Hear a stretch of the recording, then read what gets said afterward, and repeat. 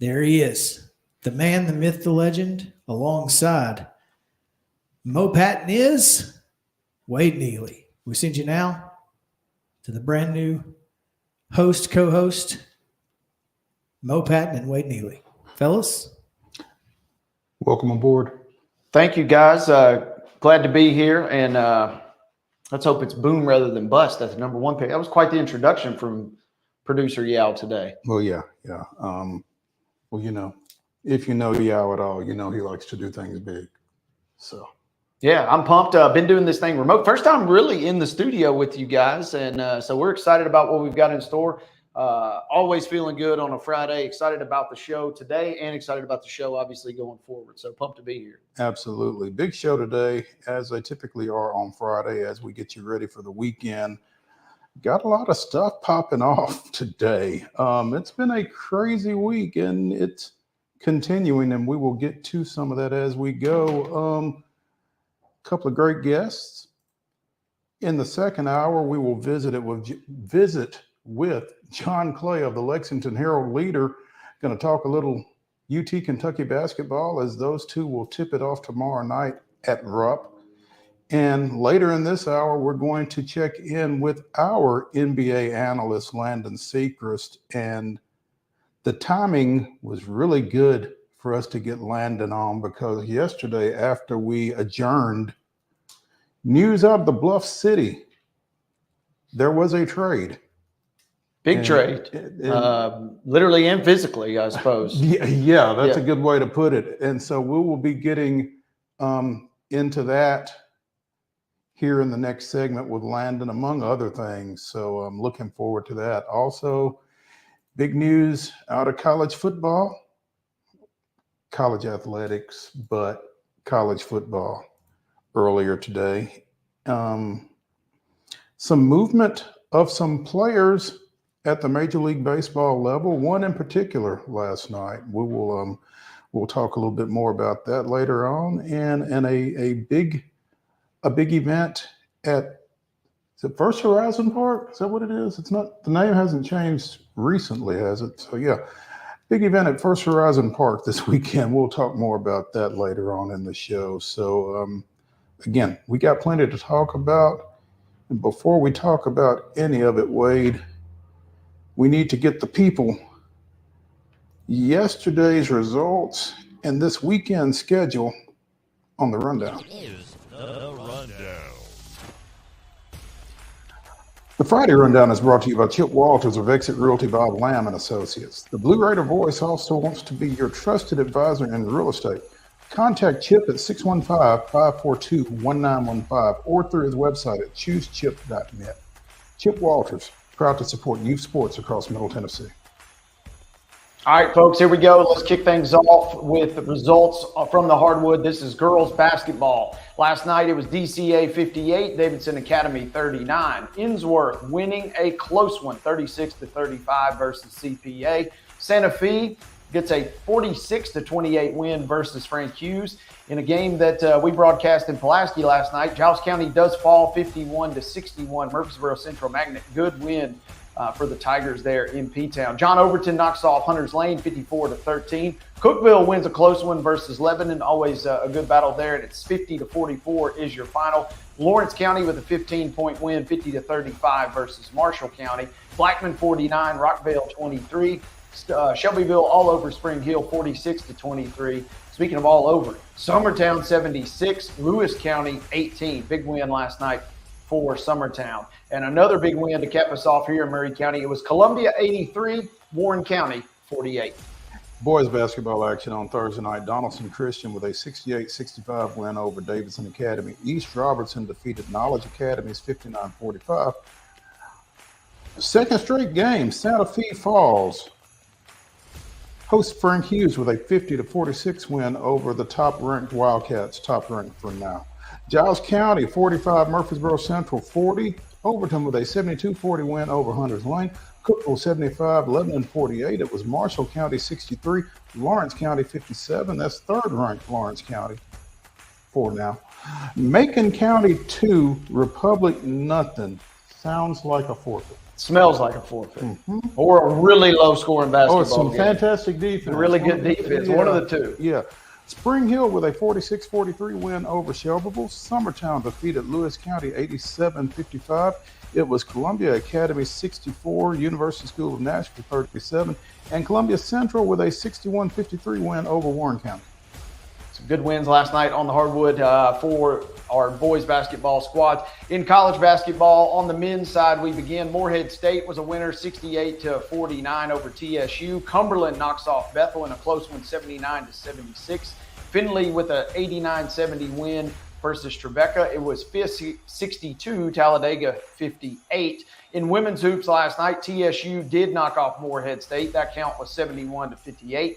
It was 61-50, Austin Peay, a winner over Kennesaw State. Lipscomb takes care of Queens by the count of 76-63. Tennessee dispatched Georgia last night. 95 points for the Lady Vols, just 73 for Georgia. 67-61, Ole Miss was a winner last night versus Vanderbilt. Cumberland wins another close game. The boys and the girls, men's and women's matchups, both close there. 65-63, Cumberland wins. And then rounding out women's hoops last night, 76-57, Tribeca knocks off Finley. In the association, adding insult to injury for the Grizzlies, maybe? I don't know, but Cleveland with a 108-101 win over Memphis. Tonight's high school basketball schedule, these are double headers, 6 o'clock starts for the girls. Boys to follow. Hillsboro's at Cane Ridge. Summit goes to Centennial. Cheatham County hosts Harpeth in a cross-county rivalry there. Rossview will be at Clarksville High School. Kenwood is at Clarksville Northeast. It's the rematch from Saturday night as Spring Hill travels to Columbia Central tonight. Lebanon is at Cookville. Father Ryan goes to Christ Presbyterian Academy. Cornersville is at Culleoka. Davidson Academy hosts Friendship Christian. Donaldson Christian hosts Nashville Christian. Good Pasture goes to Ezel Harding. Creekwood is at Fairview. Grace Christian out of Franklin goes to Franklin Road Academy. Riverdale is at Gallatin. Giles County hosting Franklin County. That game will be on Pulaski Citizen Live. Yes, sir. Correct? There we go. East Robinson goes to Greenbrier. Beach is at Green Hill. Hendersonville Christian hosts Metro Christian. Dixon County goes to Henry County. Good luck to the Cougars. Valor Collegiate is at Hume Fogg. Antioch travels to Antioch travels to Hunters Lane. Huntland hosts Eagleville. And big District 10 4A matchup as Franklin goes to Independence. Other doubleheaders tonight. Knowledge Academies will travel to Joe Burns. Stratford at Kip will be Stratford is at Kip Nashville. There we go, set for 6 p.m. Riverside Christian visits Lancaster Christian, also at 6. Stewart's Creek is traveling to Laverne this evening. Glencliff visits Lawson. It'll be Independence Academy visiting Lead Academy. Lewis County will travel to Loretto. Portland visits Macon County this evening. Murfreesboro Central Magnet and Marshall County, both with games last night, both with games tonight. Magnet hits the road to Lewisburg this evening. Maplewood travels to MLK. John Overton will visit McGavock. Hendersonville is on the road at Mount Juliet. Summertown travels to Mount Pleasant. Brentwood is at Nolensville. Blackman is at Oakland. Ravenwood visits Page. Franklin Road Christian travels to Pleasant View Christian. Innsworth will visit Pope John Paul II. BGA is at Providence Christian. Hampshire will come into Linville tonight to face the Richland Raiders. Cascade will visit Santa Fe this evening. Rockvale will travel to Siegel. Wilson Central is on the road at Smyrna. Kirkwood visits Springfield this evening. White House is at Station Camp. Dayspring Academy will visit STEM Academy tonight. Montgomery Central is at Sycamore. White House Heritage visits Trousdale County. Lawrence County makes a long road trip in district play to visit Tullahoma. Monterey is at Watertown tonight. Clarksville Northwest visiting West Creek. Liberty Creek is at Westmoreland. East Nashville makes the trip west, as it were, over to Whites Creek. And then Franklin Christian travels over tonight to Zion Christian. Saturday high school doubleheaders at 2 o'clock. Clarksville Academy travels to Friendship Christian. Greenbrier is at Liberty Creek. That's a 5 o'clock girls tip. Hampshire at Cornersville. Pretty sure that's a 3 o'clock game, not a 6 o'clock game. Kenwood is at Dixon County at 6. Grace Christian of Franklin is at Middle Tennessee Christian at 6. Tonight, girls only. 6 o'clock starts for St. Cecilia at Brentwood Academy and for Harpeth Hall at Lipscomb Academy. Tomorrow at 6 o'clock, Brentwood Academy is at Lipscomb Academy. Is that a doubleheader? I believe that's a doubleheader. I don't know why that wouldn't be a doubleheader. So yeah, should be, hopefully. Yeah, boys basketball tonight. Boys only. Montgomery Bell Academy is at Lipscomb Academy. That's a 7:30 tip. And Saturday, boys only. Webb is at University School of Nashville. That's a 2 o'clock start. College basketball doubleheaders on Saturday. Trevecca is at Ohio Dominican. First game is at 12. Second one at 2. At 1 o'clock at Gentry Center, Southern Indiana takes on the Lady Tigers, followed by men's game at 3:30. At 1 o'clock not in Lebanon, in Kentucky. Cumberland plays at Campbellsville. Again, that's a 1 o'clock start for game 1, 3 for the nightcap, as it were. Fisk goes to Oakwood, 6:30 for the women, 8:30 for the men. In men's basketball single games, UT Southern, who is absolutely rolling in the Southern States Athletic Conference, they will visit Dalton State. Again, that's a men's only contest set for 1 p.m. Belmont will travel to Missouri State. Also at 1, that game can also be seen on ESPN+. At 2:30, Missouri visits Vanderbilt on SEC Network. Jacksonville travels to Lipscomb for a 4 o'clock start, also on ESPN+. North Florida visits Austin Peay. That game is set for 4:15 p.m. MTSU travels to Western Kentucky for a 7 o'clock tip-off. That game can actually be seen on ESPNU, and it'll be Tennessee traveling to Kentucky, as Mo alluded to earlier. Big showdown tomorrow night in Rupp. That game is set for 7:30. In women's basketball action on Saturday, these are women's only games. Austin Peay is at Queens. That's a 12 noon tip-off. At 1 o'clock, Lipscomb is at Kennesaw State. At 2 o'clock on ESPN+, Western Kentucky comes to the Glass House, taking on the Lady Raiders. Murray State is at Belmont at 6. That one's also on ESPN+. And at 1 o'clock Saturday, UT Southern is at Welch. On the ice, who knew? The All-Star game is tomorrow afternoon at 2 o'clock. It can be seen on ABC. And in National Basketball Association play tonight, 7 o'clock, NBA TV, it's Golden State at the FedEx Forum against the Grizzlies.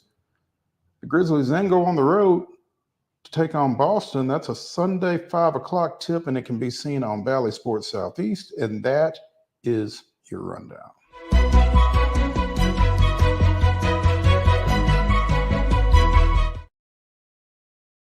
Today's top story. 1, it won't be singular probably, but 2, they are all brought to you by Piggly Wiggly out at Neely's Mill here in Columbia. Be sure and go through there for your delicious daily deli lunch options. It's fantastic meat and 3 options over there. They've also got hand-cut meats. Go up there and order what you want. And everything is cost plus 10 at the cash register. So again, Piggly Wiggly, Neely's Mill in Columbia, bringing you today's top story. And man, this is wild stuff. Wade, we have been kind of keeping tabs on the situation with the Major League Baseball team in the Bay Area that is not the San Francisco Giants. And I guess as a fan of an American League West team, you're probably kind of keeping an eye on this a little bit too. Oakland is set to leave the Oakland Coliseum at the end of the 2024 season. Supposedly they are moving to Las Vegas, but there's not going to be a facility in Vegas until 2028. Right. Yeah. So as of right now, the A's are a barnstorming outfit for 25, 26, 27. And according to Sacktown Sports, if they do not find a home facility, there's a possibility that they could just disband. Oh. They have visited a park in West Sacramento and one in Salt Lake City. This story says, but what if neither of those locations or the others discussed work out? A Bay Area source told Sacktown Sports that the idea of ceasing operations between 2025 through 2028 has been floated. So basically, between 25 and 28, MLB would run with 29 teams. And when 2028 comes around, they would basically do an expansion draft. And then those players currently under contract to the A's, I guess their contracts would be rescinded and they would be able to sign with other teams. And then we refresh everything in 28 in Vegas. I cannot see that happen. No. And you know, I was thinking we're in the Vegas mindset there. The odds got to be astronomical that something like this would actually transpire. And you mentioned this article we're reading here on Sacktown Sports. I love the close of one paragraph here. It says, well, the A's need to figure something out. They need to figure it out sooner than later, or else, yeah, they are going to be barnstorming, or surely some sort of agreement will either form or they'll come up with something. Do you run something kind of like where you saw during COVID times and maybe play a handful of games at a pocket here, a handful of games at a pocket there? Or could you play with the Giants? Let you play at? Hey, can we borrow your park when you're not when you're not here? You know, shades of the Sound and the Express back in the early '90s over at Greer. Ideally, the Athletics would have this figured out by mid-season, because typically MLB announces its following season schedule around the All-Star game.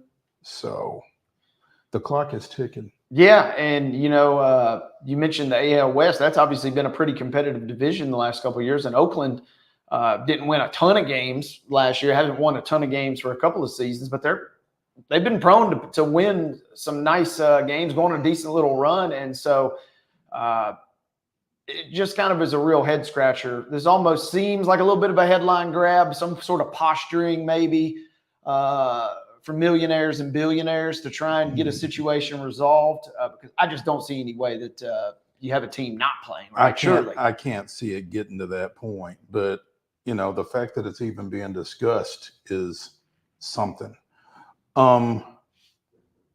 Top story 1A. Yep. Maybe. Yep. We'll go with that. Yeah. The Tennessee Secondary School Athletic Association announced its 2024 Hall of Fame class that will be inducted at a luncheon at MTSU on April 8th. That's a Monday, actually. That typically takes place on a Saturday. They've moved it. There is a class of 8. Names of local interest include longtime Glencliff volleyball and girls basketball coach Glenn Falls, longtime certified athletic trainer Chris Snoddy, who worked primarily with Lipscomb and with Good Pasture, who passed away here not too long ago. He will be going in posthumously, obviously. And Columbia native and former TSSAA executive director Bernard Childress will be inducted during that April luncheon. So congratulations to all of them, as well as longtime Bartlett baseball coach Phil Clark, longtime football coach Joe Gaddis, who spent time at Tullahoma in addition to Oak Ridge and Henry County. Fulton basketball coach Jody Wright, who is also on the TSSAA Board of Control, and a couple of officials, Jerry McCarter from Powell outside of Knoxville and Steve Trussler from Manchester. So again, the Hall of Fame luncheon recognizing those 8 inductees will take place at 11 o'clock on Monday, April 8th at the Student Union Building at MTSU. Tickets will go on sale for that beginning a week from Monday. So you can go to the TSSAA website and get those. And again, congratulations, obviously, to Chris Snoddy and his family, to Glenn Falls, and to Bernard Childress.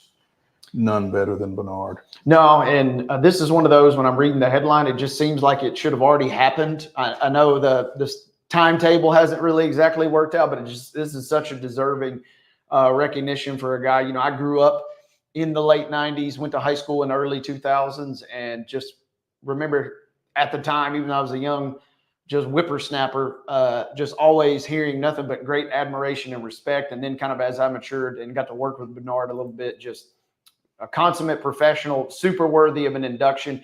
And I also love the fact that this class is so expansive. I assume that happens almost every year, but I love the fact you have an official, also an athletic trainer, because sometimes the coaches do tend to hog or take a lot of the spotlight, I should say, and administrators, and rightfully so. But it's always cool. It's always rewarding to me to see some of these other players kind of on the outside, because it is a communal effort. It's cool to see those get recognized. Absolutely. One final before we go out, want to mention Carl Weathers passed away earlier today. Apollo Creed. What was his character in Happy Gilmore? Chubbs. Oh yeah. Among Derek Chubbs Peterson. There we go. So died at the age of 76, peacefully in his sleep. Certainly the way to go. Yeah. If you got to go. But condolences to well, condolences to his family, his friends, and former Oakland Raiders linebacker. Yeah, Carl Weathers. So that's it for segment one. When we come back here on Main Street Sports Today, presented by Mid Tennessee Bone and Joint, we will be joined by our NBA analyst, LANDEN SECREST, talking about the association. Stay tuned.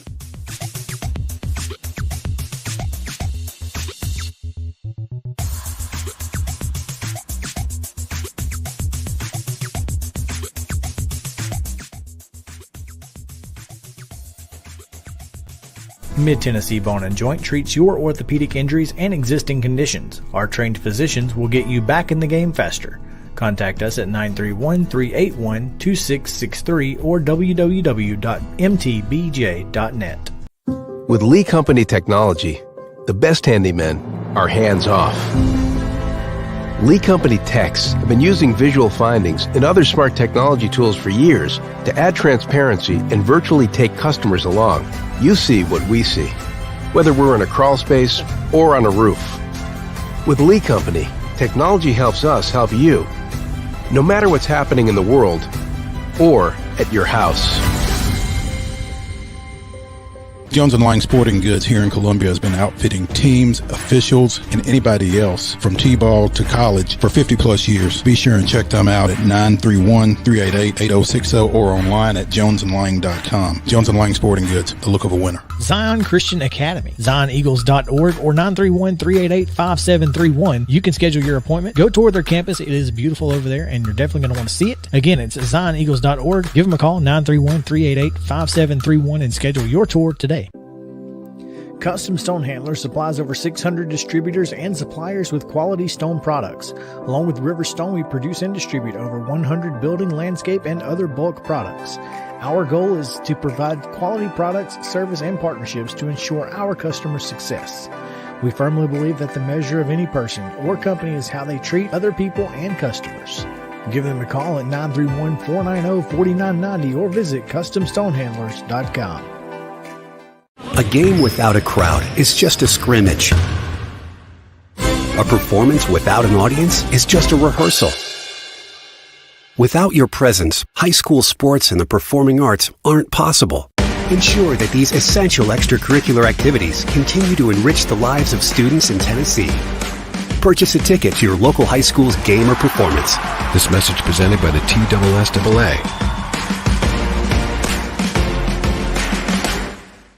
Mid-Tennessee Bone & Joint has been the official sports medicine provider for Murray County Schools for more than 40 years. We specialize in orthopedic service, and our Ortho Quick Walk-In Clinic lets you bypass the ER. Visit us online at www.mtbj.net.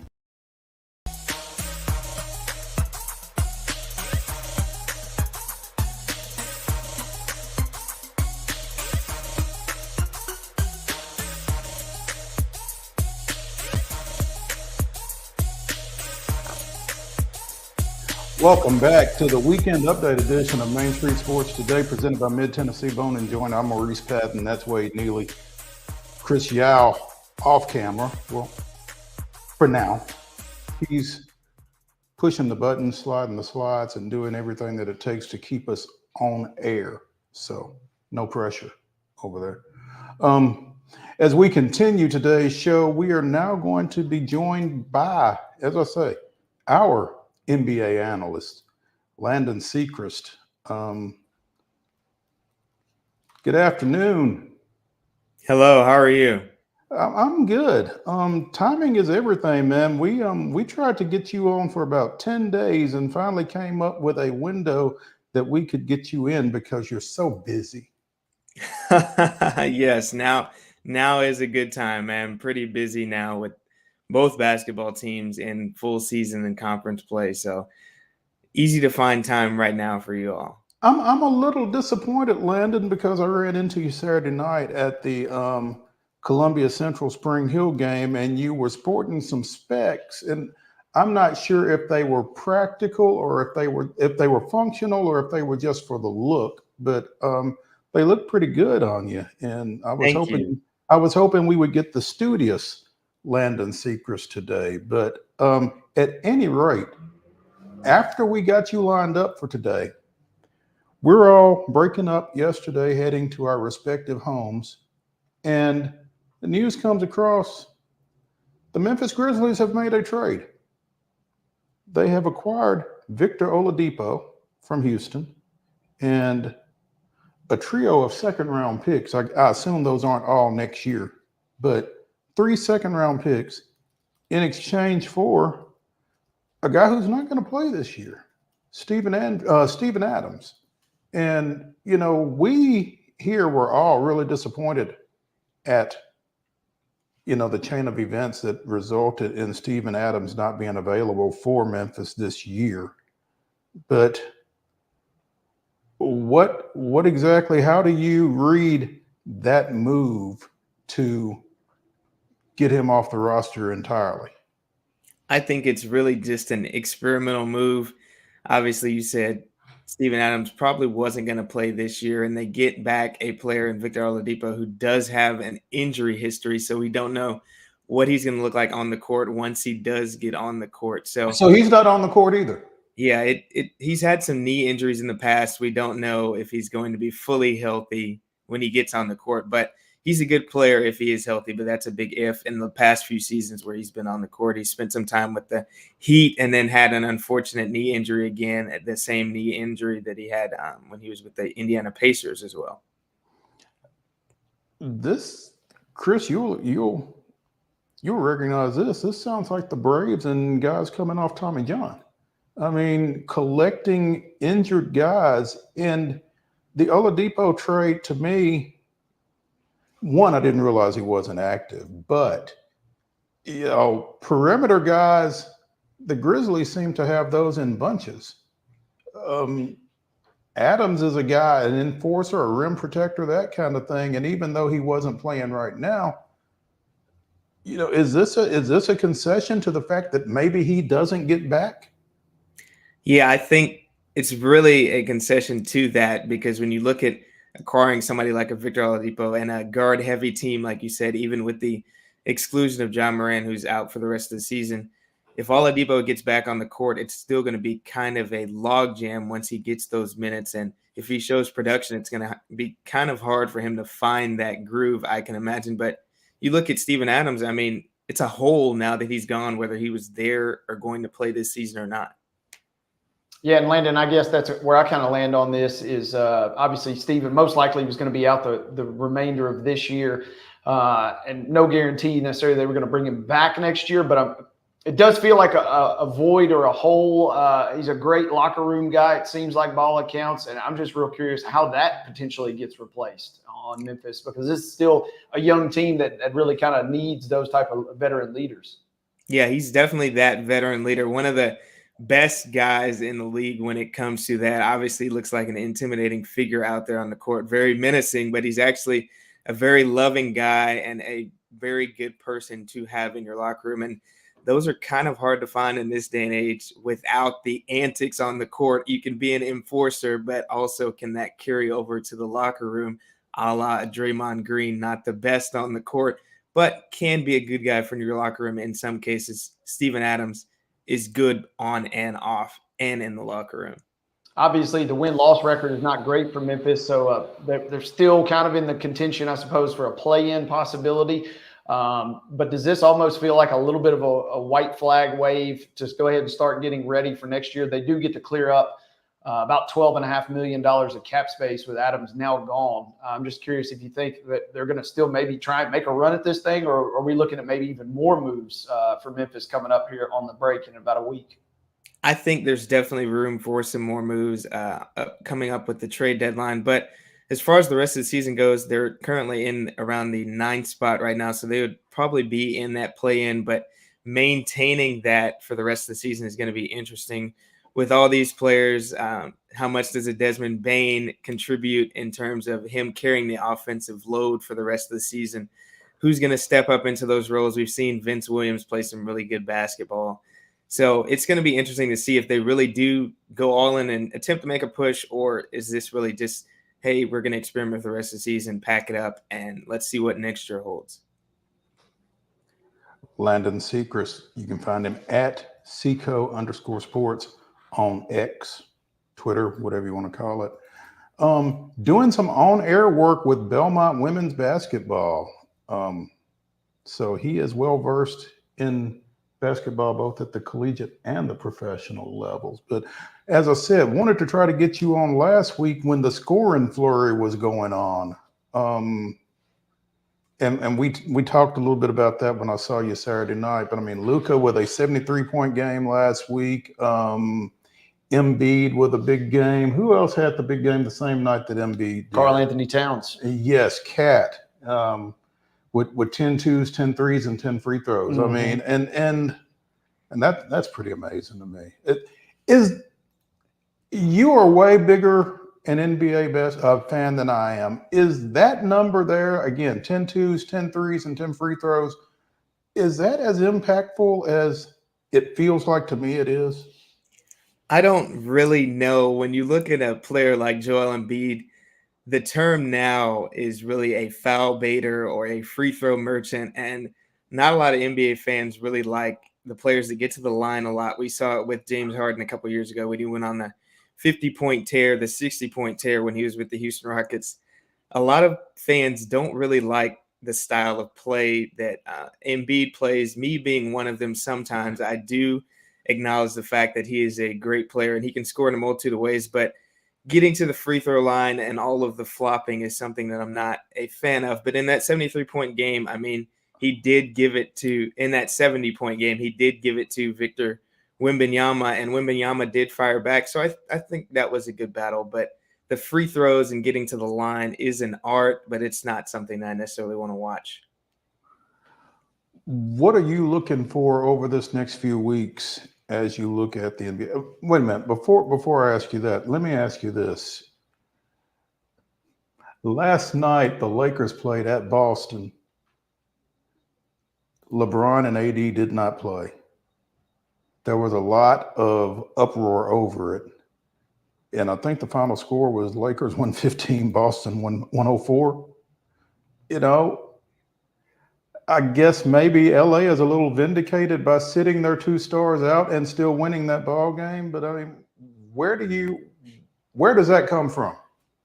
It's pretty interesting because as we were just talking about Joel Embiid, there was a big uproar about him not being on the injury report before a Denver game, and he didn't play in that Denver game in Denver against Nikola Jokic, which was a matchup everybody wanted to see, and he hasn't played in Denver for about 5 years or so. So now that brings about the conversation of these stars are not playing when people are paying their hard-earned money, and then you get into the debate of you've got to meet that 65-game margin to qualify for an all-NBA team, and we see these stars and taking rest, and are they actually injured? But with that being said, the Lakers beat the Celtics last night, and the Celtics are one of the best teams in the league, if not the best team in the league. So I think that can't be ignored. Landon, kind of dovetailing off the question we had about the individual scoring, we've seen obviously some tremendous offensive outputs from teams as well. And I'm curious, is that a trend that's going to continue into the second half of the season beyond the All-Star break in your mind? Or as we kind of get closer toward the playoffs? Is that number gonna decline a little bit? Because it seems like one of two things: either the offenses are just at an all-time high, or it seems like the defenses are kind of just taking a few nights off. So I'm curious your thoughts on where scoring as a team, or teams, I should say, kind of ends during the second half. I think teams are really going to start to lock in once we get back from the All-Star break. You see teams kind of lock in on the playoffs and their seeding and get more serious. I know it's kind of a playful time right up until the All-Star break and then the All-Star break, but I would probably say that we're not going to see as many 50, 40, 60, 70 point games and these 150, 140 team scores down the stretch in the season. And then with that kind of being said, who's maybe a team in the East, who's maybe a team in the West that as we kind of tighten the screws a little bit in the second half of the season, you see them maybe making a push or even a team that could potentially fall in the second half in your mind? I would say in the East, probably looking at the New York Knicks. I mean, Jalen Brunson is definitely, I believe he had 40 points last night after being named an All-Star reserve. He's definitely for real, and they have Julius Randle as well.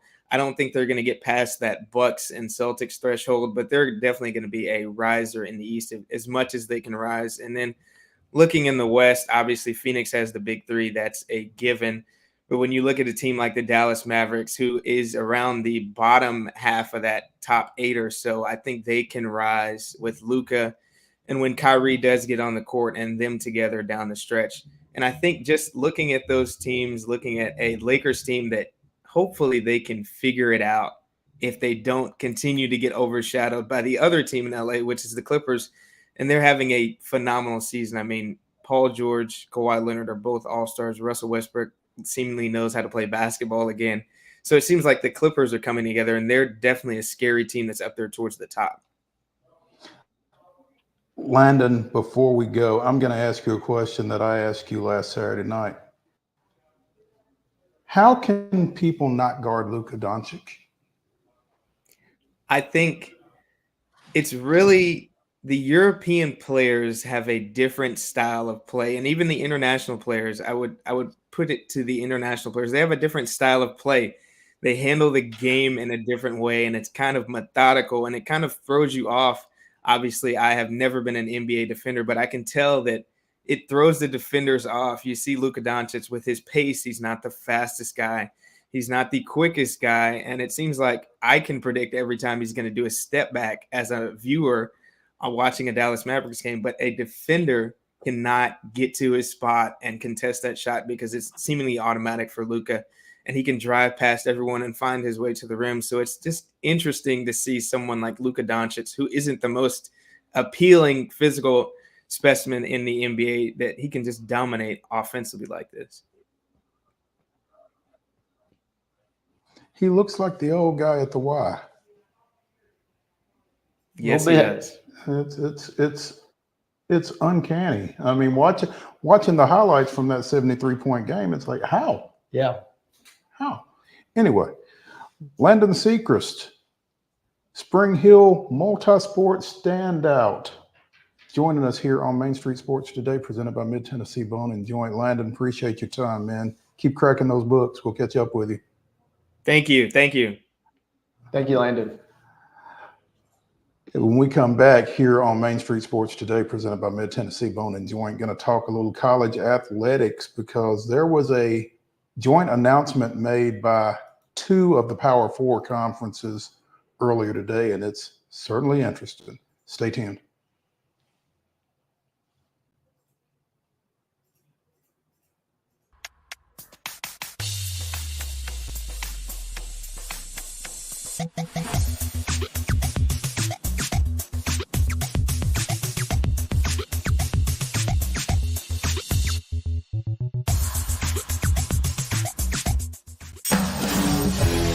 We thrive under the lights.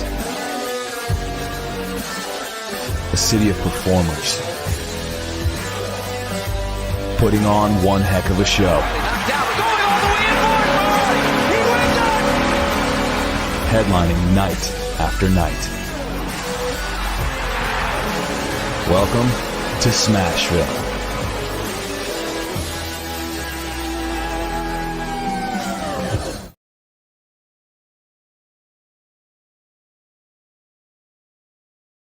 Mid-Tennessee Bone and Joint treats your orthopedic injuries and existing conditions. Our trained physicians will get you back in the game faster. Contact us at 931-381-2663 or www.mtbj.net.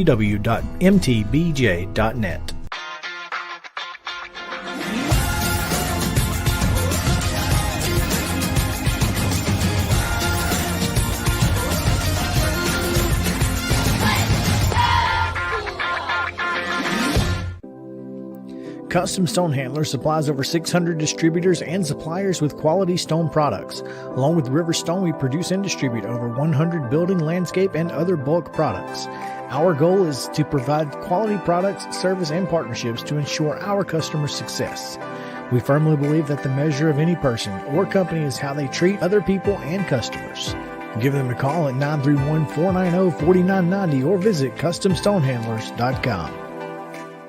A game without a crowd is just a scrimmage. A performance without an audience is just a rehearsal.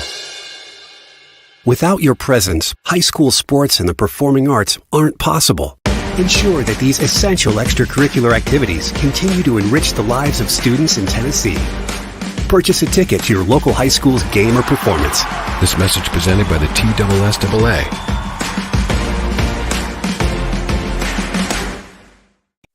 With Lee Company technology, the best handymen are hands-off.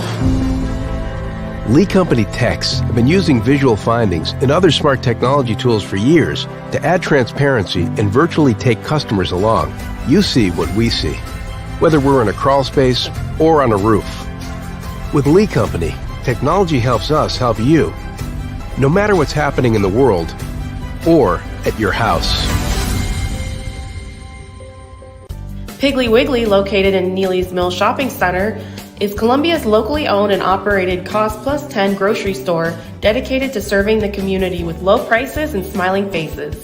Piggly Wiggly offers fresh, hand-cut meats daily as well as daily hot plate lunches from their deli counter.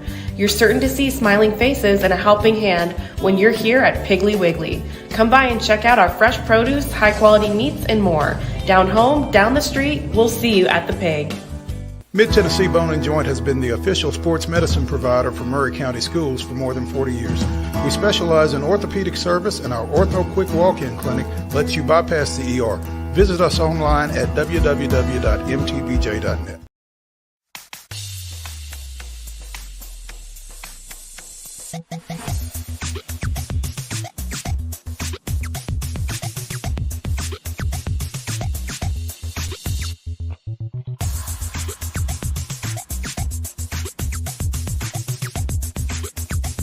Welcome back to Main Street Sports Today, presented by Mid-Tennessee Bone and Joint. We are here in the Lee Company studio, bringing you the weekend update here on this Friday, Groundhog Day.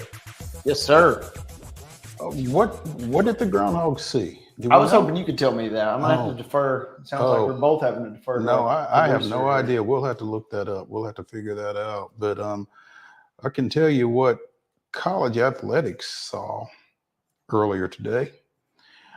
An announcement out of Birmingham and I guess out of Indianapolis or wherever the Big Ten is headquartered.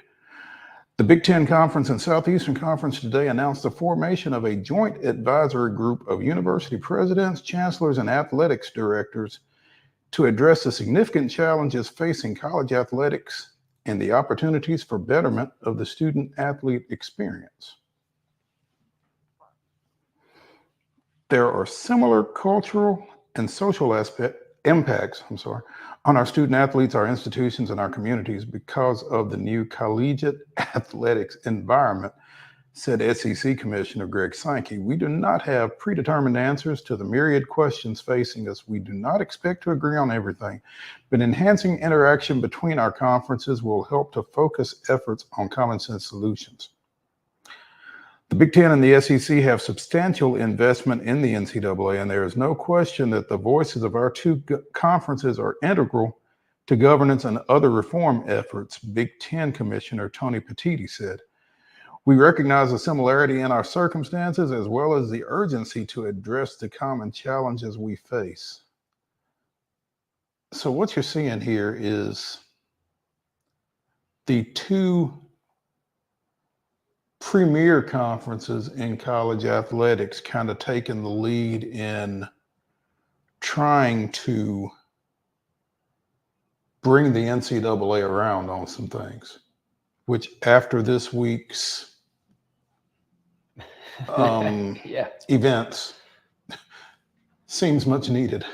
Yes, you are exactly right. It's almost as if the two conferences are getting together and says, you know what, let us help you out a little bit. I know you're supposed to help us out, but maybe we could be of benefit to you.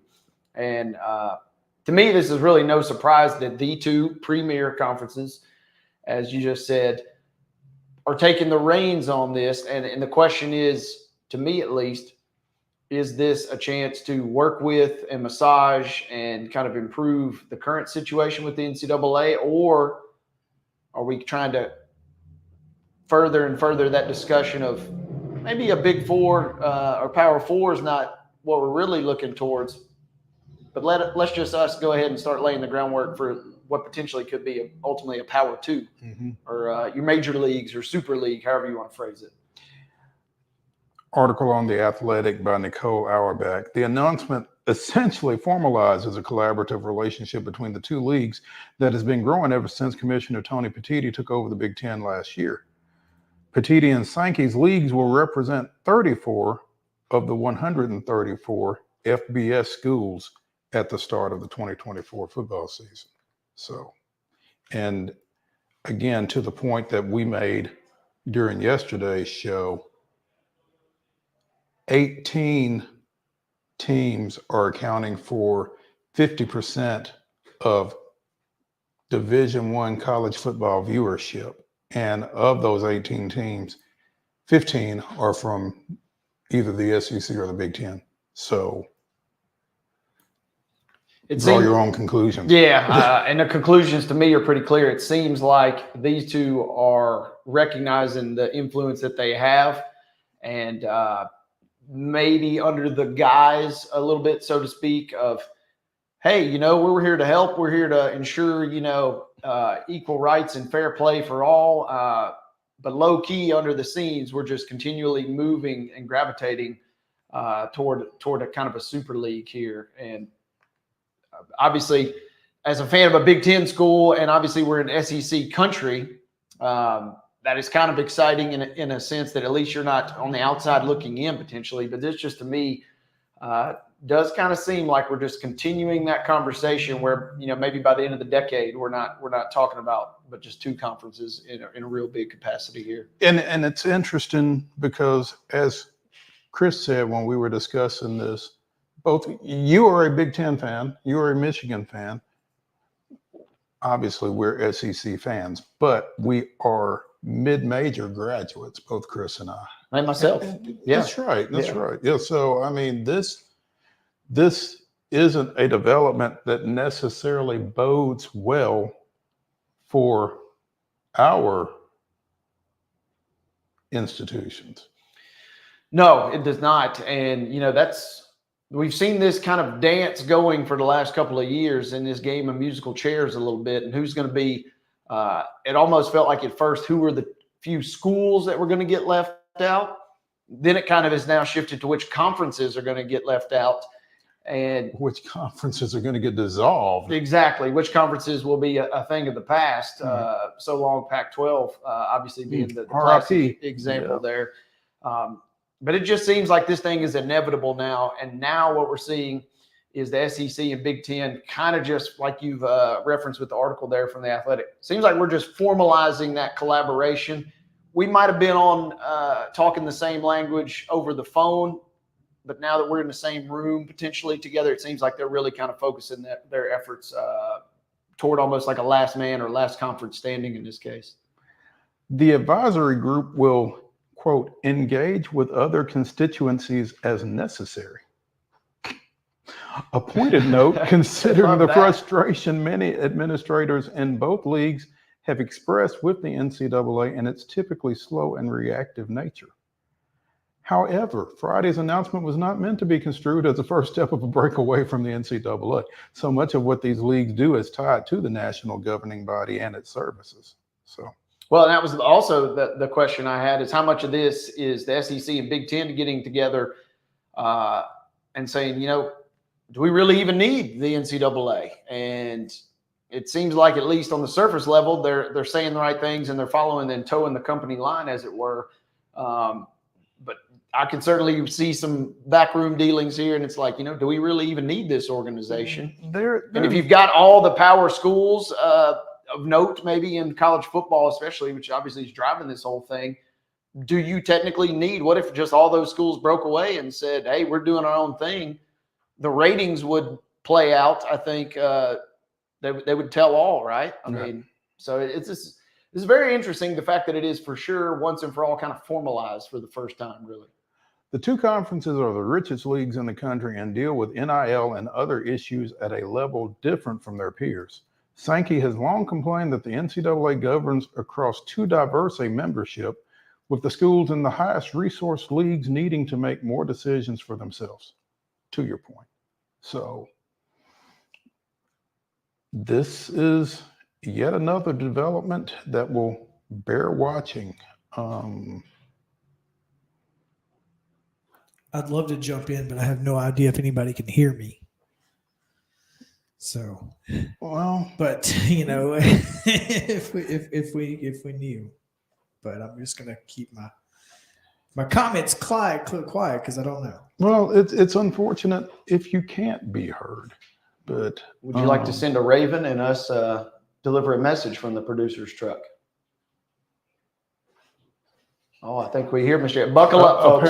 Apparently he can be heard. So it can be heard. He's ready. Well, that's fantastic. Well, I mean, I think you're exactly right, Wade, in that, this could be, that's exactly what they're looking into. They are trying to figure out, can we break away from college, if not athletics, at least football, and create our own I guess, for lack of a better term,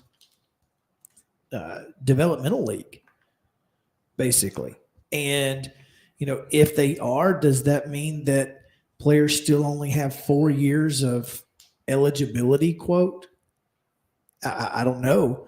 I think that's really where this really gets into the weeds, and that's why they're doing this advisory is, what does it look like if we do this? And I think that's kind of, where we're at. And to be honest with you, when I first saw this, it's the college football playoff includes everybody, all 133 teams. 34. Okay. I couldn't remember. Can't forget Western Kentucky. Close. Yeah. Western Kentucky. Oh, well, I guess 134 next year with Kennesaw State, or is it 135 with Kennesaw State next year? I think it's 134 next year. Okay. So I was pretending Kennesaw State doesn't exist, as a good Jacksonville State graduate would do. Come on. So, but yeah, so what happens to those other 80? And that's the key, because obviously here's the thing. Minnesota, and sorry, I don't mean offense, but it's the truth. Rutgers, do they belong in a future, place like that? Do they want to belong? Rutgers, with their academic standing, I mean, do they care? I can tell you, as a state school, Minnesota wants to belong. Well, I know Minnesota does. I mean, Rutgers particularly, is because they're private. They're more academic than they are athletic. And I'm just. But there are a lot of schools that are going to have to ask that question of themselves. Arizona, they're out, right? They're like, no, we're good. Yeah, they're having trouble paying their bills. So does it not shift then? Now we talked about schools leaving. We talked about conferences leaving or dissolving. Now, does that discussion a few years from now turn back to the schools, where the Big Ten and the SEC in this new league, whatever it may be, potentially ends up calling? Do they reevaluate their own stock? And then a school that's maybe on the outside looking in, kind of like a Houston or some random school that could potentially tap into a new market, do we now shift that back toward the schools, and then those portfolios are kind of adjusted potentially? Yeah. Does the college football playoff have two divisions per se, with promotion relegation options? Is this something that can be a football only endeavor? Well, the problem with that is, Well, one, I'm cutting you off. The NCAA administers the basketball tournament, the basketball championship for Division I. right? They don't for football. Correct. The college so I mean, football maybe playoff that would- is the break point, is football only, but it just. The question is this. The question is, where does the football money go? Does the football money go to just the football programs? Because if so, then everybody else is kind of screwed. Mm-hmm. As we saw with Ole Miss and LSU's, books being leaked out last week. Yep.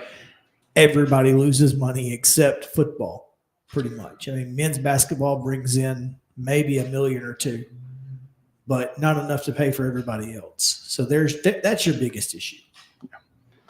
And that's the question that schools and obviously folks that get paid a lot more money than we do is the move away potentially. We're trying to forecast 6-7 steps ahead here. Mm-hmm. Is breaking away from the NCAA if you can do football only? Is that an option like we've discussed?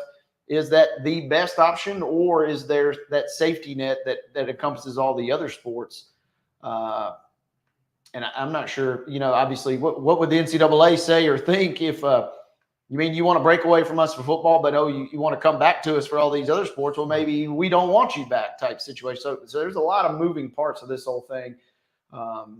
But it does seem like it's taken one more step closer now toward inevitability with this announcement today. Absolutely. And it's not going away, and we're going to be continuing to discuss it. So let's plan to do so. When we come back here on Main Street Sports Today, though, we're going to shift to the pros and bring in Terry McCormick for his top of the hour Titans report. So stay with us.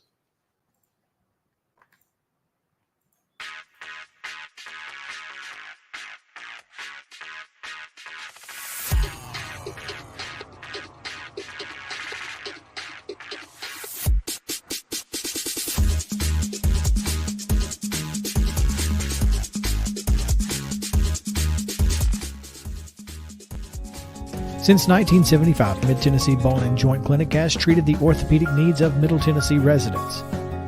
The trained physicians provide surgical options and minimally invasive options to treat all orthopedic needs. The walk-in clinic, OrthoQuick, helps you bypass the ER while treating sports injuries and acute needs Monday through Saturday. Visit MTBJ online at mtbj.net or on social media at Mid-Tennessee Bone Joint Clinic.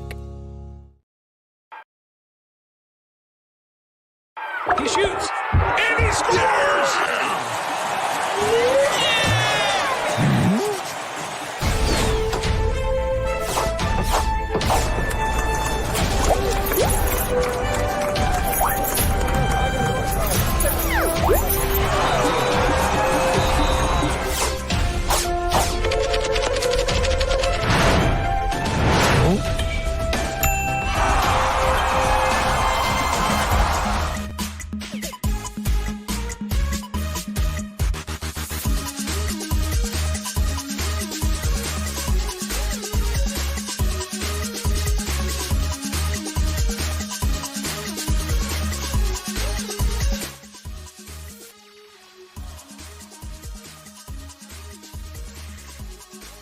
Welcome back to Main Street Sports Today, presented by Mid-Tennessee Bone and Joint. Hour 2 of the weekend update here on this Friday afternoon. I'm Maurice Patton.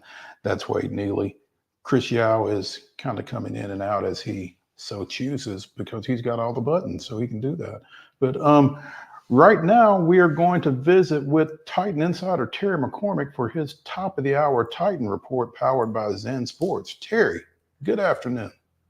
How are you guys? It is your daily Titans report, and it's powered as always by Zen Sports. And guys, there have been quite a few moves since we talked yesterday, including one that's pretty big. Yeah, we talked a couple of days ago about, are they moving too slowly? Well, I don't think they can be accused of that anymore. No, definitely not. And the news that Brian Callahan is going to be hiring his father, Bill Callahan, to be the new offensive line coach has been met with pretty much unilateral praise, shall we say. Just haven't seen anybody, maybe outside of Cleveland, that has said that this is not a good move. So I think I would go a step further. I would say that even the people in Cleveland think this is a good move. I mean, they obviously know that they're going to miss a guy of Bill Callahan's talents, but to their credit, they couldn't stand in the way of a guy going to work for his son. Yeah, and this is the first time in NFL history that something like this has happened. Now, we've had sons work for fathers because Kyle Shanahan was on Mike Shanahan's staff. Wade Phillips was on Bum Phillips's staff way back in the day. There have been several instances of that, but this, I think, is the first time that father has ever worked for son in an NFL setting. So certainly something to be cheered by Titans fans in terms of everything that goes on. And you're bringing up Monty Kiffin. Did he work? Was he on? I don't know. Was he on Lane's Oakland staff? I don't know if he was actually on his Oakland staff. Yeah. I think he helped at Tennessee, but I don't know that he was with him at Oakland. I didn't know, but it was the only time I could think of that it could have been possible. Right. Yeah. But I remember being on Lane's Tennessee staff, but I didn't remember whether or not he was on Oakland, because Monty Kiffin was mainly known for having a big hand in the Tampa 2 with Tony Dungy and the Tampa Bay Buccaneers. Yeah. The latest move, Terry, and I think you might have alluded to this, Nick Foles seems to be on deck as the new offensive coordinator, had been at the Raiders most recently. Is that right? No. Had been at the Jaguars most recently, but had also been with the Raiders. And Bill Callahan gave him his start when he was a low-level grad assistant, I guess it was, on the Nebraska staff way back when. And then Nick Foles, it's good idea to stay in contact with good people, because Nick Foles went to high school with Brian Callahan. Moser, anybody from Franklin High School, class of 81, 82, whatever it was, anybody you still stay in touch with that maybe can be a reference down the line? As a matter of fact, I do. One of my biggest sounding boards is a fellow 82 graduate of Franklin. So we stay in touch professionally and personally. And then, like you said, it's always good to know people. So there will definitely be some chemistry there between Brian Callahan and Nick Foles. It's interesting. Again, you go from not having any assistants to boom, boom, boom, boom, from Denard Wilson to Tyke Tolbert to Bill Callahan to Nick Foles in less than 48 hours, basically. Yeah, and it's really interesting. It's going to be interesting too to see what the rest of this staff is filled out and looks like who the special teams coordinator is going to be, who's going to coach linebackers, DBs, defensive line. A lot of them, other than wide receivers, we really don't have any of the position coaches yet. So lots of position coaches on both sides of the ball, and then sometimes teams will have an assistant position coach to go with that position coach. The Titans for years have had a second offensive line coach be an assistant, and they've had assistant DBs coaches and linebackers coaches and everything. So there's still quite a few openings on Brian Callahan's staff. It'll be interesting to see how soon and what he does to fill a lot of those positions, but certainly things are trickling in, as you mentioned. As Chris was saying, we know who won't be coaching the defensive line, as Terrell Williams apparently has taken a position on the Detroit Lions staff as defensive run game coordinator and defensive line coach there. And certainly can't fault him for that. No, certainly can't, because that's a chance to maybe play for a Super Bowl, because the Lions got to the NFC Championship, and I think that most people felt like they were probably a year away from maximizing what they could do. Certainly had their opportunity had they been able to hold that lead against the 49ers, but we won't go down that path too far. No. Like I told you, if the Lions are looking for somebody to add to their defensive front, Danico Autry would make an awful lot of sense if he's not retained here in Tennessee. And they're really, other than the players he played with the last couple of years, there wouldn't be a reason for Danico to stick around here unless he just wants to, you know? Terry, it's kind of refreshing, at least to me, to see some positivity in the news nationally, at least in regards to the Titans with the Callahan hire. And I'm just sitting here. I was filling in last Friday, and there was still a lot of uncertainty. We just wrapped up Bryant's press conference, and here we are a week later. It seems like the Titans, for a move in regards to letting go of Vrabel just a couple of weeks ago, seems like the Titans have really picked up the pieces, at least public perception-wise, in very short order and glowingly across the league, it seems like, by most accounts. Yeah, I mean, you're exactly right. I mean, you know, it does seem like that a lot of these hires have been met with a great amount of kudos and a great amount of attaboys and things like that go along, you know, whenever hires are made and people are looking to, you know, spin it one way or the other. But, you know, the biggest thing this offseason, and I realize that, you know, getting Bill Callahan and in place as the offensive line coach, but the biggest thing, though, is going to be upgrading the talent on this roster. And I think that that is something that is going to happen a lot in free agency and the draft. I think that is where, you know, the Titans need to generate the most excitement. You know, you could hire Ted Williams as hitting coach, but he's not gonna make a 300 hitter out of Mario Mendoza. So, you know, so Bill Callahan is a great coach, and he will get the most out of the offensive lineman that he's presented, but he's still going to have some pieces to work with, probably better than a lot of what they had to use this year. Absolutely. And final point on Bill coming in, can you just put into context how huge of an acquisition this is for a unit that was so woeful the last couple of seasons, to have even just the base talent that they have in place right now to bring in a guy like this? I was just reading the stories last night. It just seems like I saw the term grand slam to go with the baseball analogy there. Grand slam was just used over and over in regards to this particular hire. Yeah, and I think that, you know, Callahan has a reputation of being one of the best offensive line coaches in the league, along the lines of the way Mike Munchak was, the way Russ Grimm was. Both those guys have been here. The way that you hear of Jeff Stoutland up in Philadelphia being a guy who's a great offensive line coach. And, you know, those guys do seem to have a knack for getting the most out of the players that they're dealt. And I think that was readily evident because the Browns, I think, lost both starting tackles. I think they were actually on tackles 4 and 5 by the end of the year in terms of, you know, having to deal with injuries and losing guys, but they were still able to keep it together, still able to, you know, put it together for a playoff run. And, you know, when you're doing that with backup offensive linemen, and let's be honest here, the Titans had a lot of backup caliber offensive linemen on the field last year, even though some of them were anointed as starters out of the gate. You know, so it is you know, while he might not turn them into all pros, maybe he can at least get some of these guys up to NFL standards where they can be used. Yeah. Go ahead, Wade. You had another.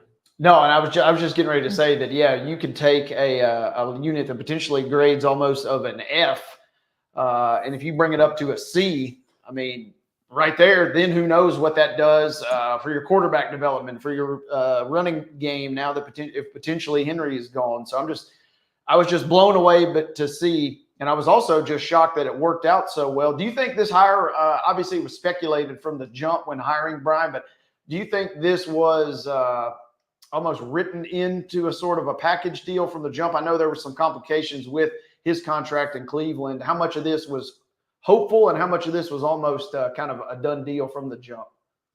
Well, I don't know how much of it could be considered a truly done deal with him being under contract to Cleveland, but I do think that it was something that was probably brought up in the discussion, something that, you know, was probably broached when Brian Callahan had his conversations with Rand Carthon and with Amy Adams Strunk, and all the other people who were on the search committee to find a new head coach. So I think that, that possibility was probably always hanging out there, even if they couldn't officially say, yes, my dad's coming to coach the offensive line, because as we know, that would have been tampering.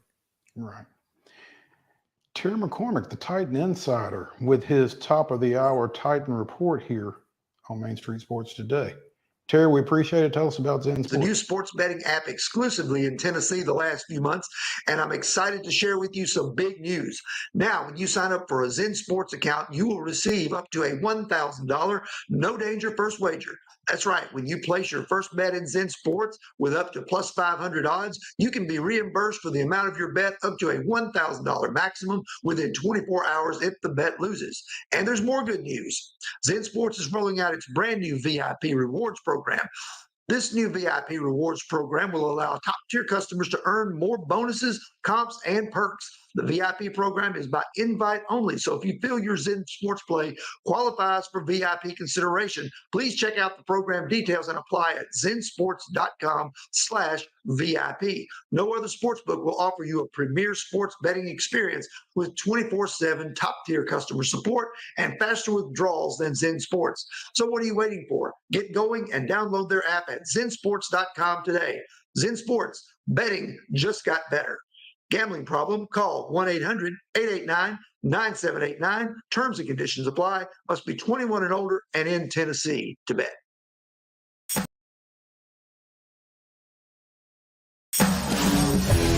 We thrive under the lights. A city of performers. Putting on one heck of a show. Headlining night after night. Welcome to Smashville.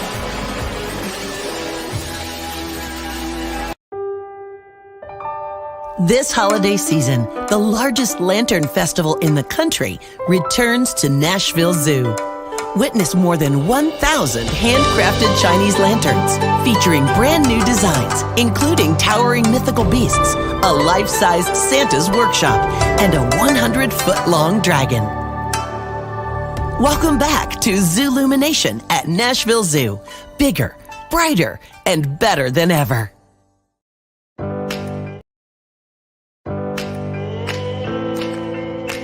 Smiles. These are the healthy smiles of real Delta Dental members. Folks with access to the nation's largest network of dentists and low-deductible plans with 100% preventive care coverage, all backed by over 65 years of expertise. Go online or give us a call to learn about affordable individual plans that meet your needs. 1-855-844-0445.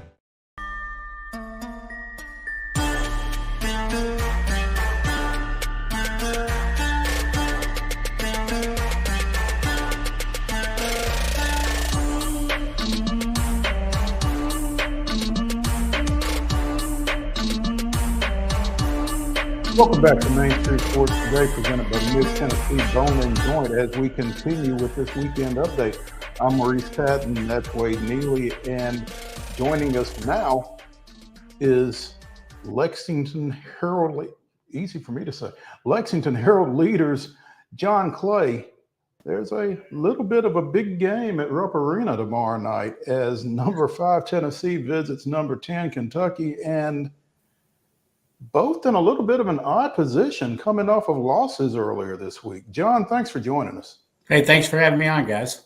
Hey, again, both Tennessee and Kentucky coming off of losses this week. Tennessee falling at home to South Carolina, Kentucky falling in Gainesville in overtime. Does that change what you expect out of this ball game tomorrow night?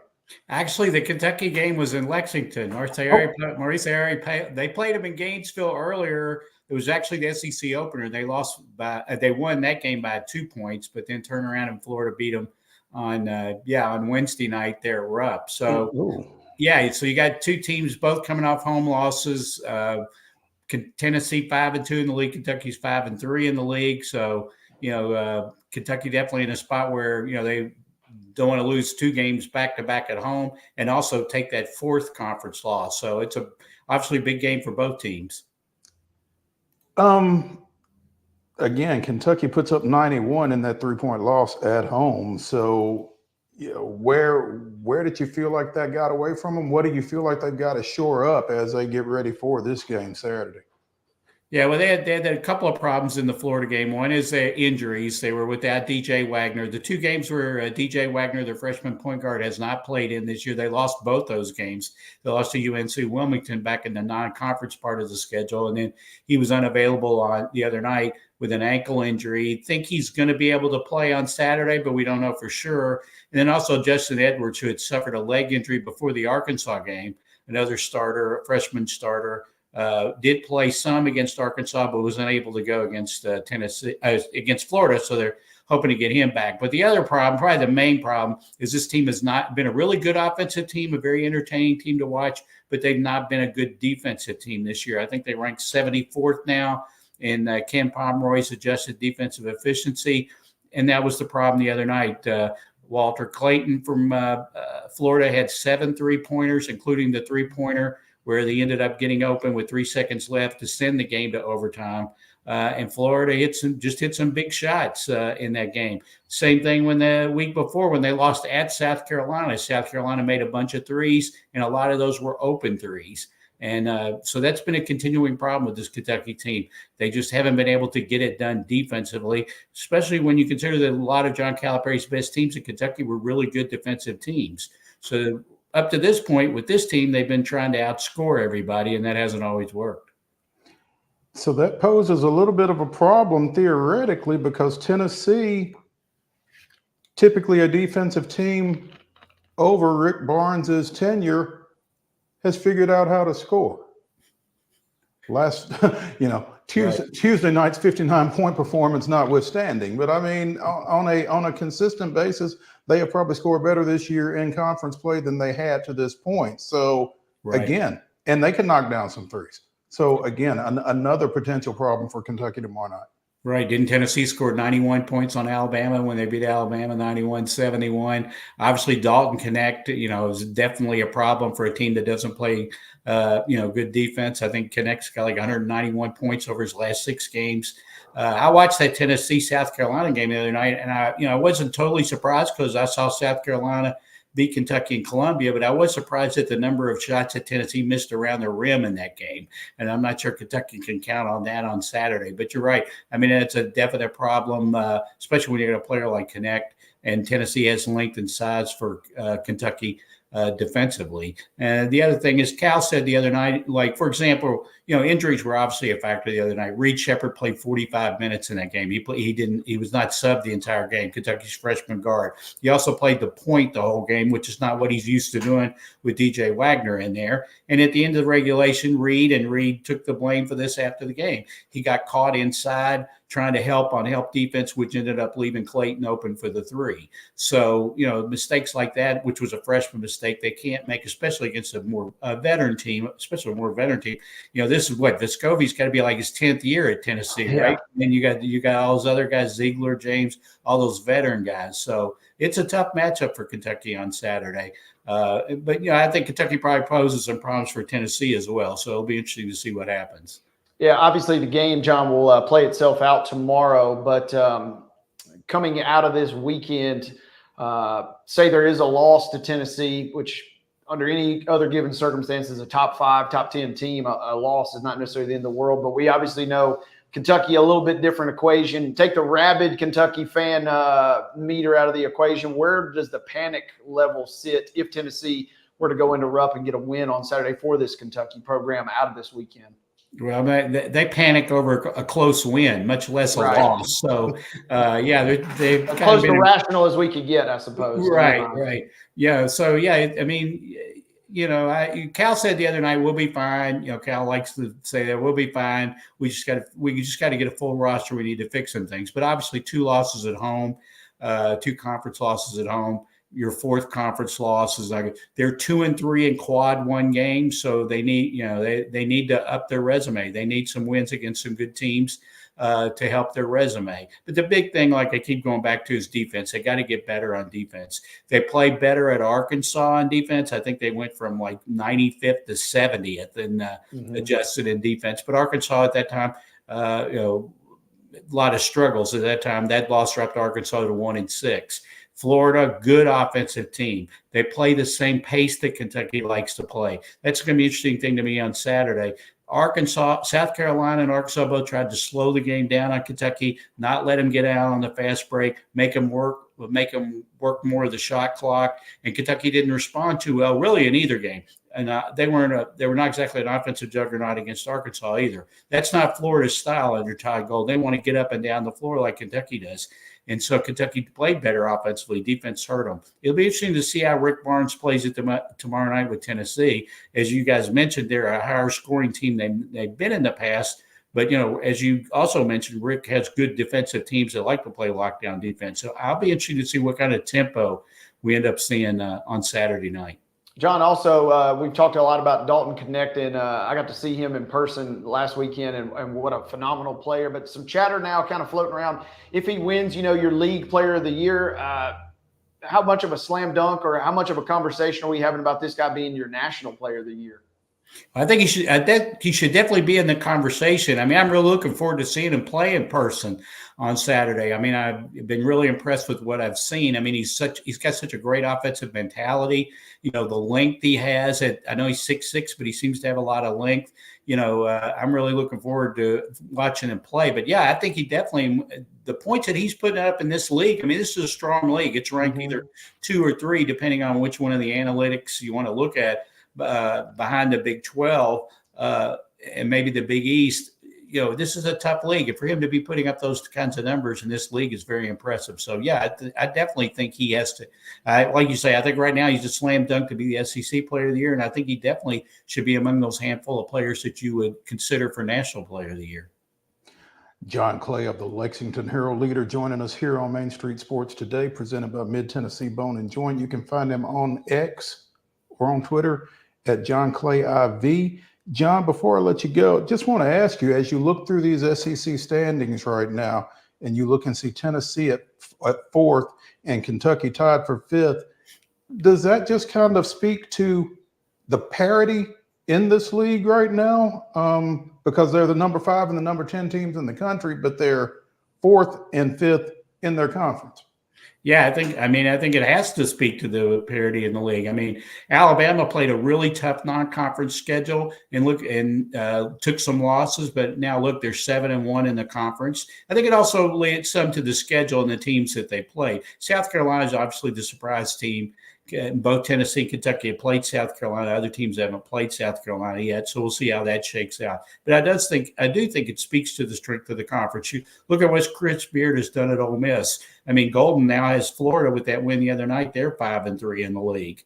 This is a league. If you look at Joe Lunardi, has a good chance of getting 7 or 8 teams into the NCAA tournament. So yeah, I mean, I think overall it's a strong year for the league. You got some really good coaches. Bringing Chris Beard into the league, I think obviously helps that as well. I mean, look at Mississippi State. They beat Tennessee and they beat Auburn. And I think they're something like 3-4 in the league. So, yeah, I think it's a really strong league this year.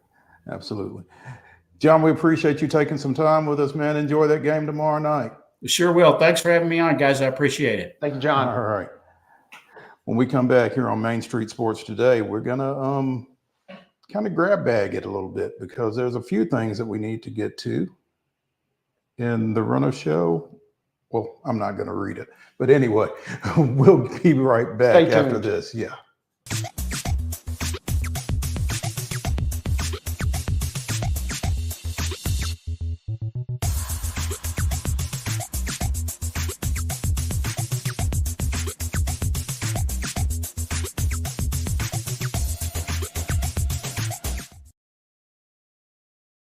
Mid-Tennessee Bone and Joint treats your orthopedic injuries and existing conditions. Our trained physicians will get you back in the game faster. Contact us at 931-381-2663 or www.mtbj.net. With Lee Company technology, the best handymen are hands-off. Lee Company techs have been using visual findings and other smart technology tools for years to add transparency and virtually take customers along. You see what we see, whether we're in a crawl space or on a roof. With Lee Company, technology helps us help you, no matter what's happening in the world or at your house. Jones & Lang Sporting Goods here in Columbia has been outfitting teams, officials, and anybody else from T-ball to college for 50 plus years. Be sure and check them out at 931-388-8060 or online at jonesandlang.com. Jones & Lang Sporting Goods, the look of a winner. Zion Christian Academy, zioneagles.org or 931-388-5731. You can schedule your appointment. Go tour their campus. It is beautiful over there, and you're definitely going to want to see it. Again, it's zioneagles.org. Give them a call, 931-388-5731, and schedule your tour today. Custom Stone Handler supplies over 600 distributors and suppliers with quality stone products. Along with River Stone, we produce and distribute over 100 building, landscape, and other bulk products. Our goal is to provide quality products, service, and partnerships to ensure our customers' success. We firmly believe that the measure of any person or company is how they treat other people and customers. Give them a call at 931-490-4990 or visit CustomStonehandlers.com. A game without a crowd is just a scrimmage. A performance without an audience is just a rehearsal. Without your presence, high school sports and the performing arts aren't possible. Ensure that these essential extracurricular activities continue to enrich the lives of students in Tennessee. Purchase a ticket to your local high school's game or performance. This message presented by the TSSAA. Mid-Tennessee Bone and Joint has been the official sports medicine provider for Murray County Schools for more than 40 years. We specialize in orthopedic service, and our Ortho Quick Walk-In Clinic lets you bypass the ER. Visit us online at www.mtbj.net.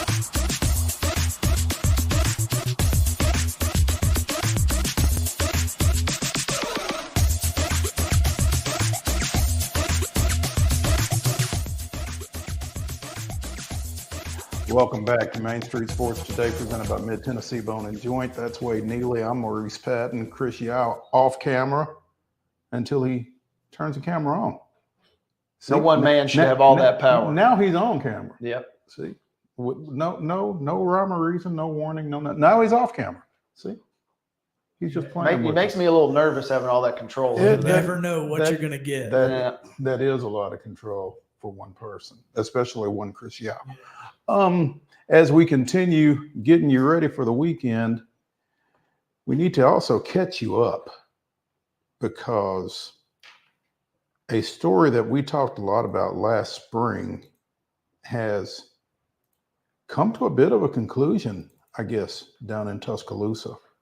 5 pounds of that 10 pound, that 10 pounds of potato, or 20 pounds of potatoes that we've been trying to fit. Yeah. We are finally getting some French fries made of this. As speaking of fried, former Alabama baseball coach Brad Bohannon. Yeah. This guy. Got a Super Bowl tip? I don't know what he's got, but I do know he does have a 15-year show cause from the NCAA for giving out information regarding the availability of one of his players to a bettor, who then placed a bet. No, he didn't. Place some bet? Oh, tried to place a bet. He tried to place a bet, and they said, well, we have a $15,000 limit on bets for college baseball. And he said, but you don't understand. It's a guaranteed win. And they said, sorry, we have a $15,000 limit. He said, but look at my phone. Yes.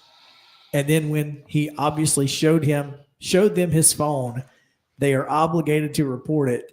And voila, here we are. Good. Look, why not just place the $15,000 bet and go somewhere else? And place another Zen Sports, perhaps. Whatever. Any number of places. Quite literally anywhere. Yeah. I mean, if there's a $15,000 limit, just bet the limit and shut up. That's not exactly what I would have said, but okay. There may have been other words involved. Yeah, there may have been other words involved. And Brad Bohannon probably said other words. Oh, you yeah. did what? Huh? Yep. Apparently, the NCAA was already looking into Bohannon, though. Like, they suspected him, had no proof, and then this was the proof they needed. Icing on the cake, as it were. God.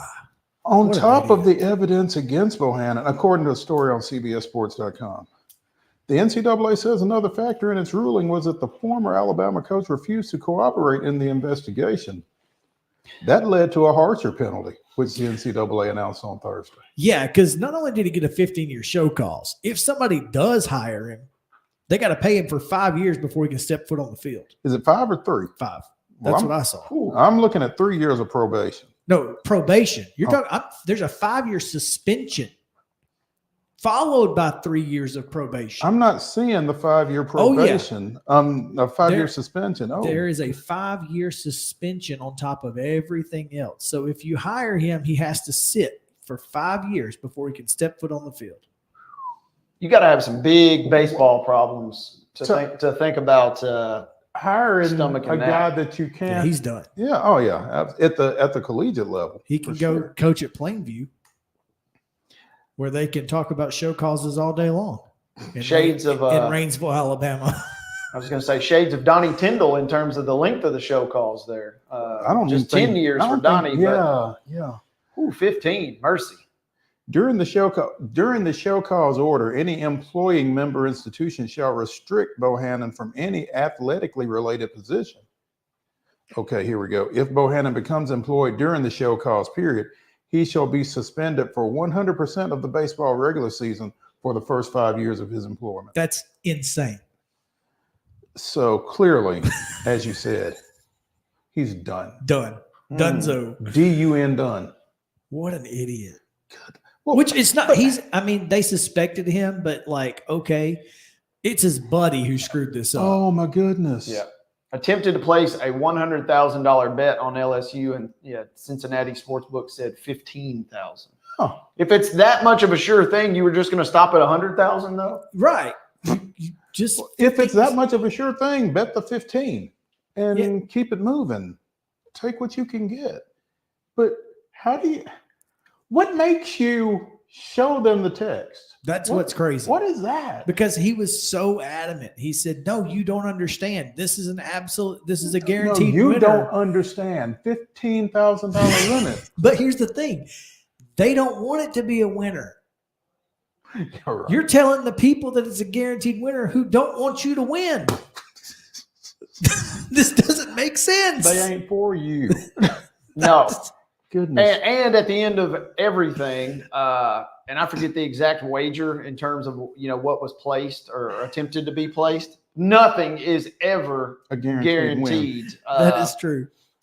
There were quite a few folks that were salty, probably betting on Aaron Rodgers and his passing props, I'm sure.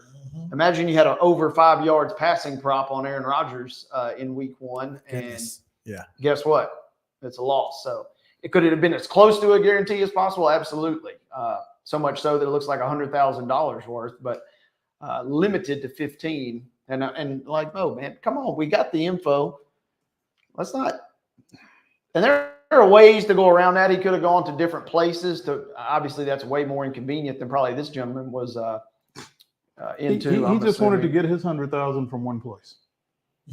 Yeah, okay, that's the thing is why are you placing a physical bet? Did he just happen to be at GAP and he couldn't get on the internet? I don't know. Because sports betting is legal in Ohio, clearly. You couldn't get on FanDuel or Zen Sports or DraftKings or anything else and make those. Which I know that not everybody accepts college baseball bets. Not all of the online, but some of them do. Well, and obviously, and if you typically bet on college baseball, you would think you would know which ones do and don't. And obviously, he kind of, as we've discussed, played himself here in a sense. But anytime that amount of money comes in on that niche of a market, that's going to set off alarm bells anyway. Anyway. So yeah, if you're already getting limited $15,000, what do you think the alarm bells would have looked like on $100,000? This is, and that gentleman faces federal charges, obviously, including obstructing federal investigation, destroying evidence, tampering with witnesses, false statements to the FBI. You're talking about the better? Yes, the better. And Brad Bohannon says good. Yeah, yeah. You think they're still? You think I mean, they were friends through youth baseball, right? That's what I'm saying. That was where I was going with that. How close of a relationship do you think they got together and hung out during Christmas and celebrated together? Or I didn't hear anything about an assault. I don't. I don't know if those two are on exactly speaking terms, whether it's from a penitentiary or not. That's amazing. 15 years, and he's done. Yeah, he's done. But could coach at a smaller level. Kind of like we saw with Bliss, obviously, at Baylor back in the day as well, eventually coaching after that horrific scandal there. Okay, so the next question becomes, why would you hire him? Well, that was the question. You can't bet on NAIA games, I don't guess. This gentleman probably could find a way to do so, but yeah, I don't think so. I know people who bet on high school games. I'm just saying, like, you can't do it online or at a sports book. So not any reputable place. Right. Well, clearly he wasn't trying to do it online anyway. No, exactly. So betting on the NAIA game, that's when Tony, who's got a couple of baseball bats himself, if you don't come up with $100,000, Tony appears in a shadowy corner one night. And those are the types of places you have to go for those wagers. And he's swinging at you. So I mean, you could conceivably hire him to coach. And look, he's clearly a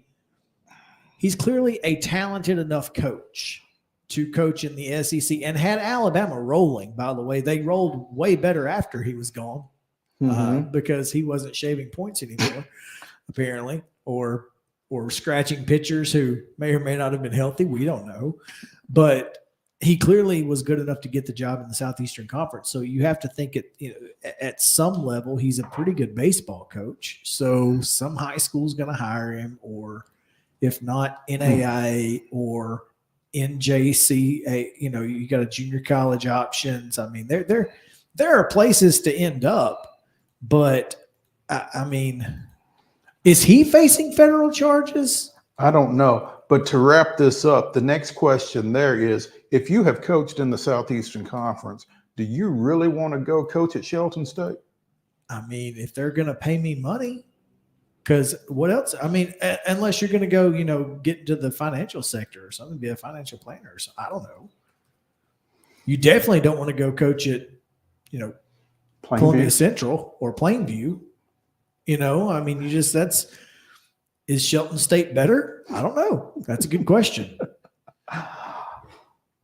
To get to go ahead. I was going to say, to get to the salary that he was making in Alabama, I'm just having to do the math in my head. That's a lot of double or nothings you're going to have to put down on sports books to try and make your salary back.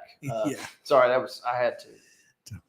That's good. Second favorite team at the Major League Baseball level of the folks in this room, probably the Milwaukee Brewers made a trade yesterday, sending Corbin Burns to the Orioles in exchange for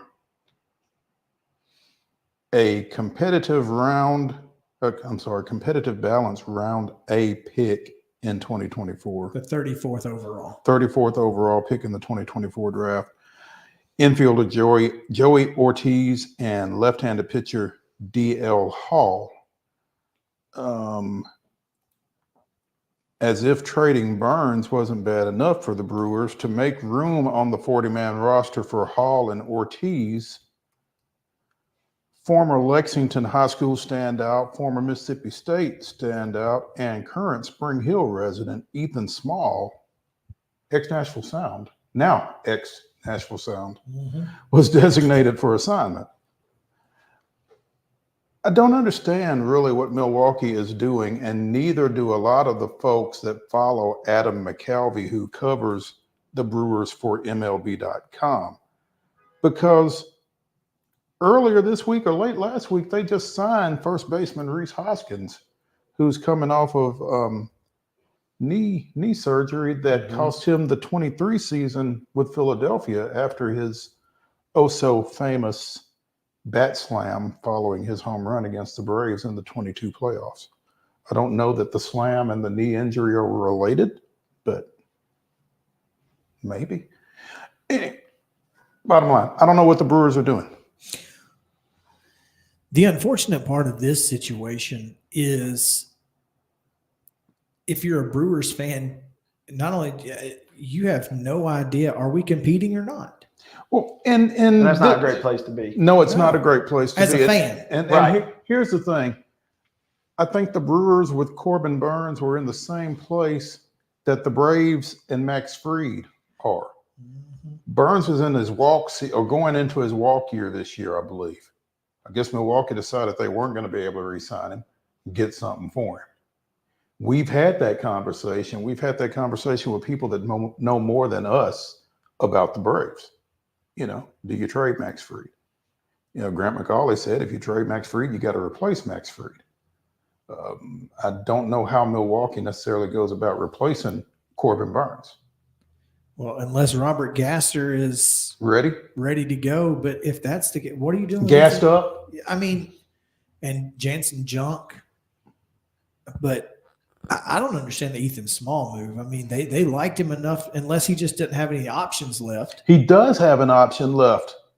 I don't know. I got nothing. Yeah. So, I don't know. As a somewhat of a lay person in this scenario, what does this do now for the Orioles, who had such a great run last year?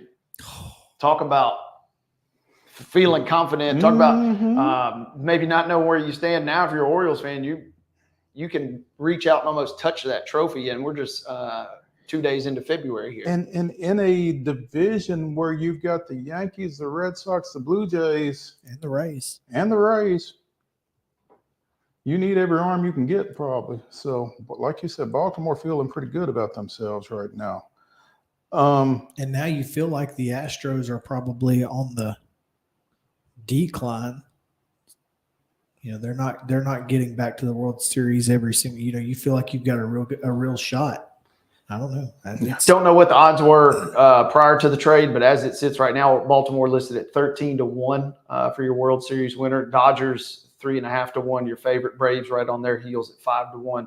Houston 8-1. Oh, stop. Dodgers are what? Dodgers are 3.5-1. Braves are what? 5-1. How? Per who? A sports book online. Okay. Not Zen Sports. Not Zen Sports. I'll tell you that much. Which we've already. Yeah. But so the point where I'm going with this, Dodgers and Atlanta pretty much the same. Houston right off the cusp, but and again, don't know the total that Baltimore had prior to yesterday, but 13-1. But they're still trailing the Yankees, although not by much. Yankees are listed at 10-1. So that gap is presumably they're number 2 in the East. Yeah, at least based on betting odds. And then the Blue Jays fall off. They're the third team, but they're listed at 22-1. So at least Vegas is kind of forecasting Yankees and Baltimore pretty much neck and neck, and then Toronto kind of sitting there in a solid but distant third. Solid but distant third. I like that. Thank you. That kind of just snuck up on me there. And while we're glancing here, I'll attempt to hunt for Milwaukee. Milwaukee listed at 90-1. So if you put your $15,000 max from that we just mentioned a moment ago, that's a hefty chunk of change right there. Payday. I don't know if that limit exists for MLB betting, but yeah, Milwaukee made the playoffs last year, right? That's why I don't understand what's going on. Yeah. Oh, well. Unless it's just a salary dump, or they're just saying, look, you know, we're not going to have Burns next year. Get what we can get. Let's go get a first rounder. Yeah. I don't know. It's interesting. Couple of losses in the college sports world. Before we go to that, the Atlanta Braves signed to a minor league deal today. Ken Giles. And invited him to spring training. 115 saves in his career, 2.71 ERA, 2.46 FIP. and a 33% K rate. But He's has been with the pretty- He's been with the Blue Jays and the Phillies, among others, right? and has been pretty average pedestrian over the last couple of years. Mm-hmm. He's I hesitate to say this name in here, but Kirby Yates feels like almost just another. But I mean, but it's low risk, high reward. Yeah, and throw enough arms against the wall, and some arms are bound to stick. Mm-hmm. So I mean, you're going to make it a competitive spring training. So exactly. it's an interesting signing. Again, a couple of tragic losses in the college athletic space yesterday. Former Florida State baseball coach Mike Martin passed away. And former Auburn receiver Terry Beasley passed away. And Chris, you brought the latter to our attention yesterday evening. If not for Terry Beasley, does Pat Sullivan win the Heisman? That's the real question. A lot of folks are taking no. And Mike Martin, 11, as they referred to him, had Florida State in the NCAAs pretty much every year he was there. So condolences to 2029 career victories. That's solid. Yeah. Condolences to the Florida State and the Auburn athletic communities on those losses. When we come back here on Main Street Sports Today, we're going to look ahead at a couple of things over this weekend. So come back with us.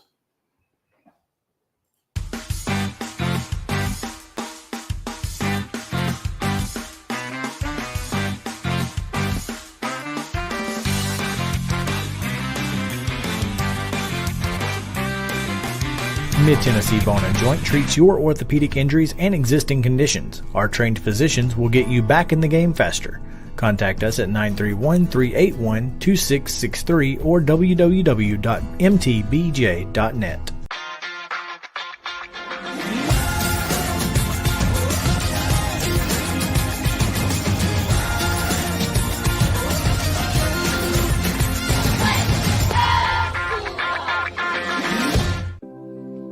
Custom Stone Handler supplies over 600 distributors and suppliers with quality stone products. Along with River Stone, we produce and distribute over 100 building, landscape, and other bulk products.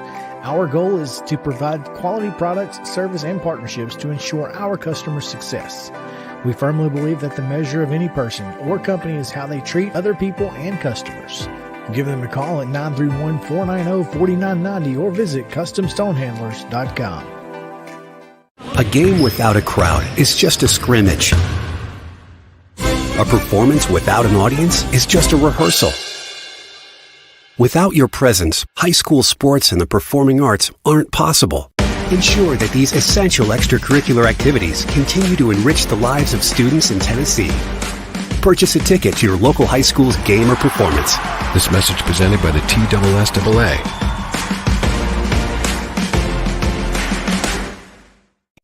With Lee Company technology, the best handymen are hands-off. Lee Company techs have been using visual findings and other smart technology tools for years to add transparency and virtually take customers along. You see what we see, whether we're in a crawl space or on a roof. With Lee Company, technology helps us help you, no matter what's happening in the world or at your house. Piggly Wiggly, located in Neely's Mill Shopping Center, is Columbia's locally owned and operated Cost Plus 10 grocery store dedicated to serving the community with low prices and smiling faces. Piggly Wiggly offers fresh, hand-cut meats daily as well as daily hot plate lunches from their deli counter. You're certain to see smiling faces and a helping hand when you're here at Piggly Wiggly. Come by and check out our fresh produce, high-quality meats, and more. Down home, down the street, we'll see you at the Pig. Mid-Tennessee Bone & Joint has been the official sports medicine provider for Murray County Schools for more than 40 years. We specialize in orthopedic service, and our Ortho Quick Walk-In Clinic lets you bypass the ER. Visit us online at www.mtbj.net.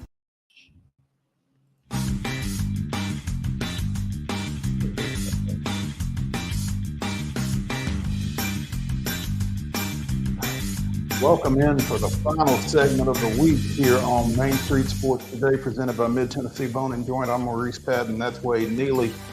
And if you're looking for something to do, somewhere to go tomorrow, First Horizon Park will be hosting a new off-season event, the Soundcheck Fan Fest.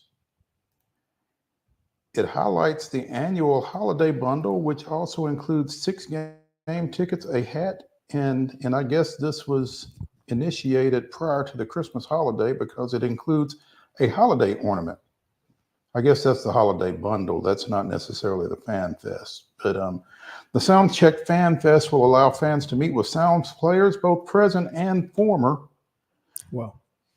Featuring family-friendly entertainment, food trucks, and live music. So this should be fun. Even if will there be future Sounds players there, as in this guy? Is that not amazing? You know, if that guy is there dealing, I'm not stepping in the box. Number one, I'm not getting in the box. Number two, sign me up to watch somebody. I mean, get in the box. Yeah. You need to explain that probably. So for the uninitiated, this photo here. I don't have the original. Well, yeah, I do. Hold on. That's unfortunate. This is the original from the Pro Bowl games. Again, for the uninitiated, that's Derrick Henry, the only Titans representative at the Pro Bowl games, playing dodgeball last night. And the camera lost. It appears. Unless the camera was awfully quick. So if you see that coming at you, what do? The Nashville Sound say sign him on the spot. Sign him up. That's a pretty imposing look right there. There's no doubt there. Yeah. So, anyway, thought that was fun. Yeah. It'll be interesting. Is that a two-seamer? It's what it looks like. Looks like it's coming at you with a little movement. Little tail. I believe that was our guy at the Titans, Donald Page. You know, it's fun to see the photographers. Sometimes they do want to go. Sometimes they don't want to go. Maybe you don't want to go this year because you only got one rep and, morale may be a little down. But when you get a shot like that, it's worth going. And you get to go viral, yeah, it makes it worth it. So shout out to our guy, Donald. Absolutely. So again, the Soundcheck Fan Fest tomorrow at First Horizon Park. Single game tickets for the upcoming season will also go on sale Saturday, beginning at 10 o'clock a.m. Tickets can be purchased online at the First Horizon Park ticket office or by calling 615-690-HITS, extension 2. The Sounds season opens on Tuesday, April 2nd. Tuesday typically opens on Thursday or Friday. But Tuesday, April 2nd, the day after April Fool's Day. A full 6-game set to start the season. That is interesting. That almost never happens. Yeah. So here. Sorry. No, you're not. Wade is not privy to the inside jokes, and we need to stop. We'll get him up to date on both of those. But the Sounds the Sounds season opener at home is April 2nd. It's a Tuesday, and it's against the St. Paul Saints, making their first trip to Nashville. So the Saints of St. Paul, formerly of the Independent American Association. So Wade, what are you looking forward to this weekend? First things first, looking forward to some good basketball tonight. Giles County is going to host Franklin County. The boys got a good win. We'll broadcast that on PCL. And I'm looking forward to trying to find something to do with no football on TV this weekend. It just feels a little odd. May check into the NHL All-Star game a little bit. But kind of just looking forward to a little bit of relaxing because as well as I do, district basketball tournaments. Calm before the storm. We got about one good week before we really dive into that. And so kind of just looking forward to a little downtime, watch a little TV, catch up on a little TV, and I think we'll call it a weekend. Now, Wade, if you really want to see some football, the 2024 Reese's Senior Bowl kicks off at 12 noon tomorrow. That could be an option. From Hancock Whitney Stadium in Mobile. Beautiful Mobile, Alabama. Now, I don't know who's televising it. Is it? It's not The NFL Network. The NFL Network. Okay, I should have known that. Speaking of showcase bowls, the East West Shrine Bowl was last night. Yep. I did not know. That's unfortunate. I didn't either. Yeah. I don't know that I would have watched, but I didn't know. So I also will be taking in some high school basketball tonight as, again, Spring Hill and Columbia Central, who just played Saturday at Spring Hill, will be playing at the Hardy Lloyd Gymnasium. Girls game tips off in 2 hours and 3 minutes with the guys to follow. Myself and your favorite 3-year-old may be there as well. Come on. We're talking. We're going to come say hello and watch the landlord's daughter cheer and say hello to them. Okay. Cool. All right. I want her to. She's really enjoying watching television basketball, especially women's college basketball, and I want her to see girls playing basketball live. And so I just thought tonight's as good of a night as any. It is. It is. But while Wade will be relaxing tomorrow, I will be at the Williamson County Ag Expo. Tell us more. Duels. State duels.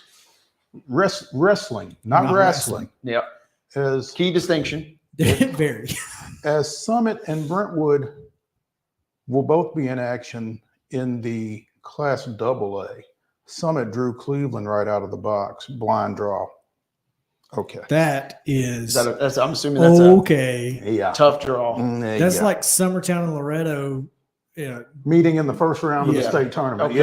Gotcha. Come on. Yeah. So, and then kind of recovering from that, hoping to get home in time for Kentucky and Tennessee tomorrow night. Be a good one. Real quick before we get out of here, if Kentucky, Tennessee, you better have dual screens. ESPNU and ESPN both at 7:30. Got Western Middlemen. At least watch it till you can't. At least watch it till you can't. Yeah. And they played better of late. So. They have. You never know. Exactly. A chance for a comeback. You never know. Absolutely. Hey, that's going to do it here for us from the Lee Company studio for Main Street Sports Today, presented by Mid-Tennessee Bone and Joint. Wade Neely, Chris Yao, I'm Maurice Patton. You guys have a great weekend. We'll see you on Monday at 2 o'clock.